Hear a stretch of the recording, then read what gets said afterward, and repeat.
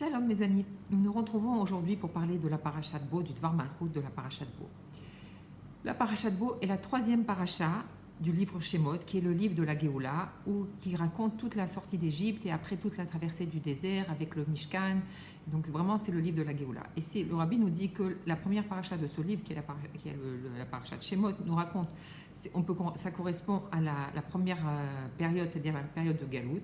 La parasha la semaine dernière, Vaïra, ça correspond à Matan Torah, et notre parasha correspond à la Géoula Shlema, puisque c'est la troisième, et que c'est donc le troisième Beth Amikdash, et c'est aussi dans la Gematria Bo, c'est le chiffre 3.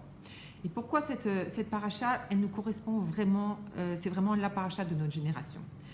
D'abord, on peut comprendre que comme la parasha passe de la Galoute à la Géoula, c'est-à-dire on commence la parasha dans un matzav de Galoute, et au fur et à mesure de la parasha, on sort d'Égypte, et donc c'est la Géoula. De la même manière, comme le Rabbi nous dit que notre génération, c'est la dernière de la Galoute et la première de la Géoula, donc notre situation correspond vraiment à la parasha de Bo. C'est vraiment la parasha qui nous représente le mieux. Donc grâce à cette parasha-là, on va apprendre à comment se comporter dans notre génération justement. En plus, le Rabbi nous souligne que Dafka, notre génération, a commencé dans la parasha de Bo. En effet, le Rabbi précédent, le Rabbi Yosef Yitzhak, était donc le 6e Rabbi depuis l'Admor HaZaken et le 8e depuis le Baal Shem Tov.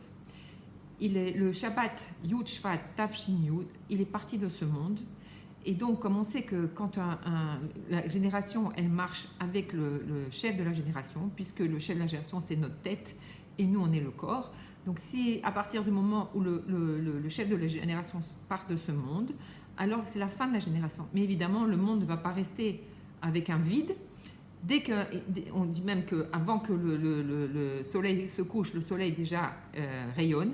C'est-à-dire que le Rabbi a déjà pris ses fonctions, donc ce même Shabbat Yud Shvat, même si ce n'est pas officiel et qu'il a pris vraiment officiellement la tête du peuple juif qu'un an après à Yud Aleph Shvat, mais c'est quand même lui qui a pris les fonctions, qui a dirigé le peuple juif pendant toute cette année-là, puisqu'on sait que le peuple ne peut pas rester sans Manigador.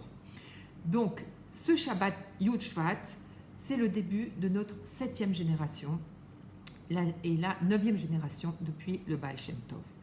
On sait que le Baal Shem Tov, quand il a eu cette fameuse Aliyat HaNeshama, quand il est rentré dans les palais de Mashiach et qu'il a demandé au Mashiach « Quand est-ce que tu viendras ?» Le Mashiach lui répond « Quand tes sources se répandront à l'extérieur. » Et le Rabbi nous explique que Dafka, de nos jours, on voit que ce but a été atteint. Nous avons fini tout ce travail de répandre la chassidoute dans le monde entier. Parce qu'on voit aujourd'hui qu'il n'y a pas un endroit dans le monde où un juif ne peut pas avoir accès à la chassidoute, que ce soit avec un bet rabat, que ce soit par l'intermédiaire de Internet.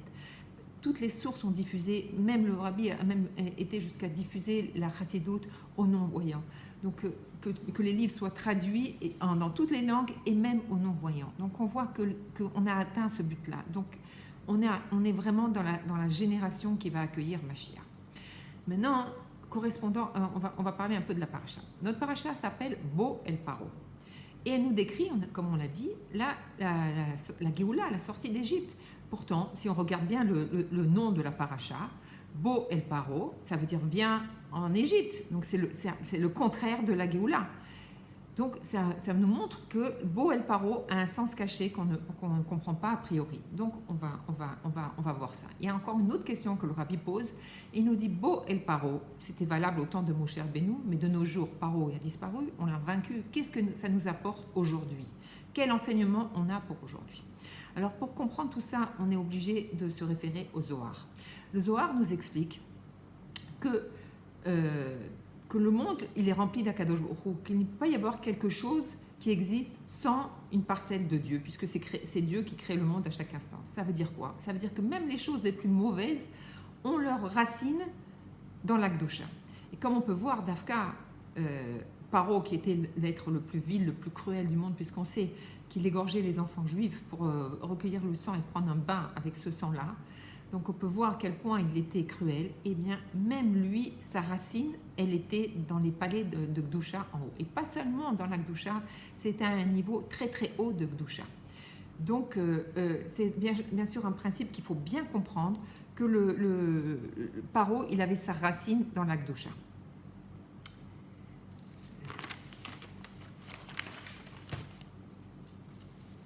Si on peut expliquer, pour comprendre, parce que c'est un concept qui est un peu difficile à comprendre, on peut comprendre, par exemple, si un homme, il marche dans la rue, il voit son ombre. Alors, c'est quoi son ombre? C'est son être vraiment, ou c'est juste un reflet de son être? Bien sûr que la vraie personnalité, c'est l'homme, c'est pas l'ombre. Alors, c'est la même chose avec Paro. Paro, en bas dans ce monde-là, c'est qu'une ombre, c'est quelque chose qui est détérioré par rapport à sa racine. Parce que la racine de Paro, elle est tellement haute dans les mondes supérieurs, tellement haut que quand elle traverse tous les enchaînements du monde, elle arrive ici dans la chose la plus basse. Mais sa racine, elle est très très haute. Donc la vraie essence de Paro, c'est le Paro Amiti, c'est le Paro d'en haut. Donc le Zohar nous explique qu'il y a tout un seder ishtal shelut, c'est-à-dire qu'un monde est compris dans un monde et il descend, et il descend, et il descend.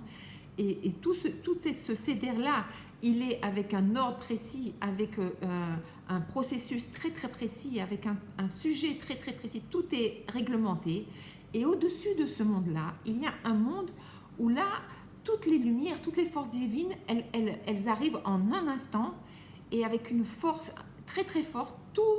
C'est comme une bombe atomique, tout arrive comme ça, sans ordre et sans cédère, sans réglementation, tout arrive à un niveau très très fort.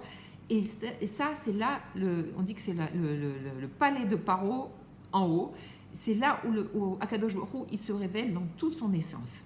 Et c'est là la racine de Paro. Et donc on peut comprendre que c'est vraiment le monde le plus haut.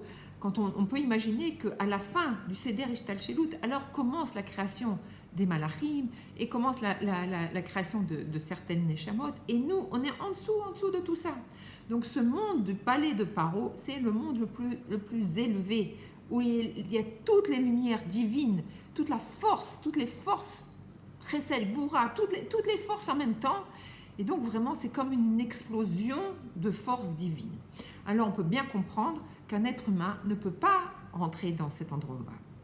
Et donc, c'est ça la peur de Moshe, puisque Moshe, Akadosh Baruch Hu, il lui a dit « Bo el Paro, va chez Paro ». Mais à la différence de d'habitude, il lui va chez Paro pour lui dire pour l'annoncer qu'il y aura la plaie. Va chez Paro pour lui dire que la plaie elle va s'arrêter. C'est-à-dire que Moshe, à chaque fois que Hachem lui dit Bo el Paro, c'était pour transmettre un message. Mais là, dans notre paracha, il lui dit Bo el Paro sans message. C'est-à-dire que Moshe devait se présenter. L'essentiel de son travail, de cette shlichut-là, c'était de se présenter devant Paro et pas devant le Paro qu'il a rencontré jusqu'à maintenant, puisque à chaque fois qu'il rencontrait Paro, c'était ou à côté du Nil, ou dans sa salle de réception avec d'autres personnes. Mais là, il devait rencontrer Paro dans l'endroit le plus intime de Paro, dans Cheder al-Chedarim, c'est-à-dire dans l'endroit le plus intime où Paro était dans sa pleine force. Et donc, Moshe, il a eu peur, parce qu'il savait très bien il ne pouvait pas se tenir debout devant autant de force. Et donc, Hachem lui dit, ne t'inquiète pas, je viens avec toi. Et c'est pour ça que ce n'est pas l'air, les Paro, mais Bo et Paro, viens avec moi. On va y aller ensemble, et ensemble, on va détruire cette clipa de Paro.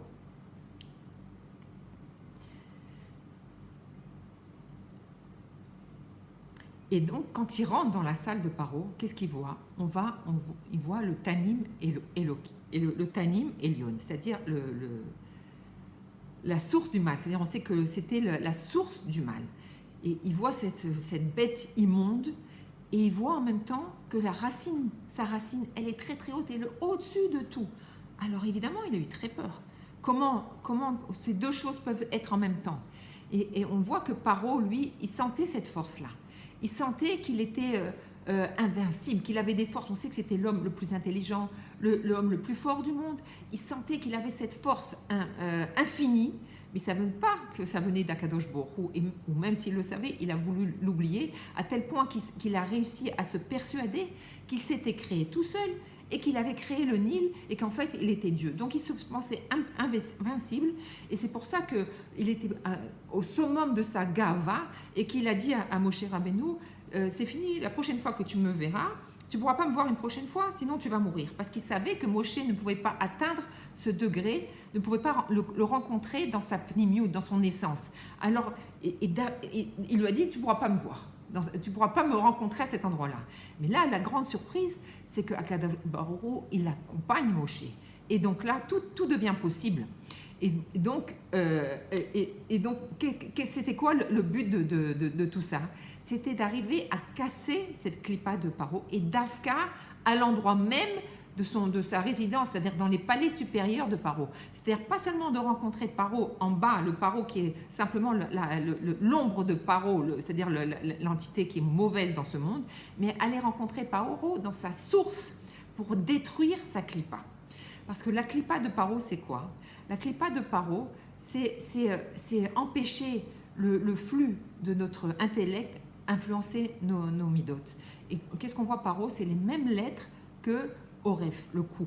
Et donc Paro se place sur le cou pour empêcher la diffusion de notre sérel sur nos midotes, c'est-à-dire empêcher l'intellect d'influencer nos midotes. Et on voit aussi qu'à l'époque, on voit ça dans la paracha Vaïgash, c'est écrit Vaishma Kol Paro. Et donc, cette fois-ci, le Kol, il est écrit sans vav. C'est-à-dire que Paro se plaçait donc à cet endroit où il y avait entre le sérel et les midotes pour coincer l'amshacha, que la voix divine, elle descende dans le monde. Donc Paro, c'est le kohar adibour, c'est la force de la parole.